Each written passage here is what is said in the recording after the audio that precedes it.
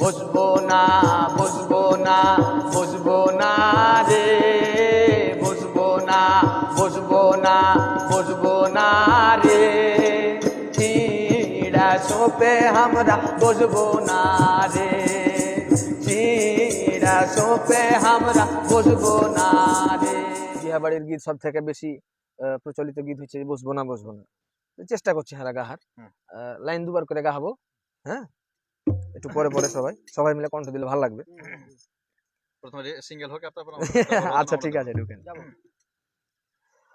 বসবো না বসবো না বসবো না রে, বসবো না বসবো না বসবো না রে, চিড়া সোপে আমরা বসবো না রে, চিড়া সোপে আমরা বসবো না রে।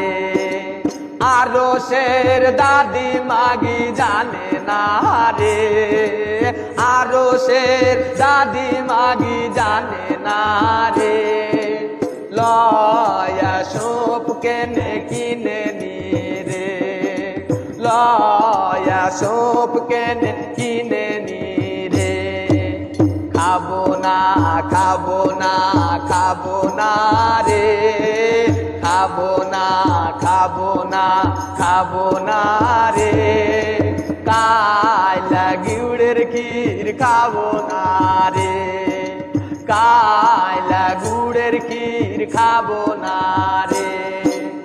আরো শের ভানি মাগি জানে না রে, আরো শের নানি মাগি জানে না রে, চিনির ক্ষীর কেনে আন্ধে নি রে, চিনির ক্ষীর কেনে আন্ধে নি রে, বসবো না বসবো না বসবো না রে, বসবো না বসবো না বসবো না রে, চিড়া সোপে আমরা বসবো না রে, চিড়া সোপে আমরা বসবো না রে।